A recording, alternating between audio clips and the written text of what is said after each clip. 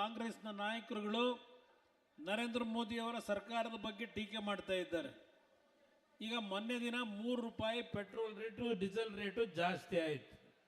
ಏನು ಕಾಂಗ್ರೆಸ್ನ ಎಲ್ಲ ಮಂತ್ರಿಗಳು ನಮ್ಮ ಮಾಧ್ಯಮದ ಸ್ನೇಹಿತರು ಮುಂದೆ ಕೇಂದ್ರ ಸರ್ಕಾರದ ನೀತಿಯ ಬಗ್ಗೆ ಟೀಕೆ ಮಾಡಿದ್ದು.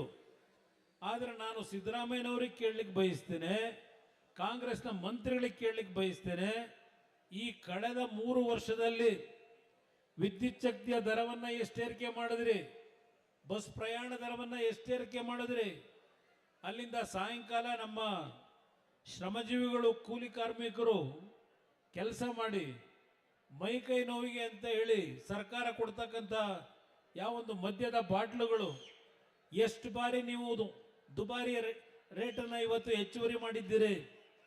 ನಿಮ್ಮ ಲ್ಯಾಂಡನ್ನು ಏನಾದರೂ ರಿಜಿಸ್ಟರ್ ಮಾಡಿಸ್ಲಿಕ್ಕೆ ಹೋದರೆ ಲ್ಯಾಂಡ್ ರಿಜಿಸ್ಟ್ರೇಷನ್ ಕಾಸ್ಟ್ ಎಷ್ಟು ಮಾಡಿದ್ದೀರಿ, ಇದೆಲ್ಲ ಪಟ್ಟಿ ತೆಗಿತೀರಪ್ಪ. ಕಾಂಗ್ರೆಸ್ನ ನಾಯಕರುಗಳಿಗೆ ನಾನು ಕೇಳಲಿಕ್ಕೆ ಬಯಸ್ತಾ ಇದ್ದೇನೆ. ಇವತ್ತು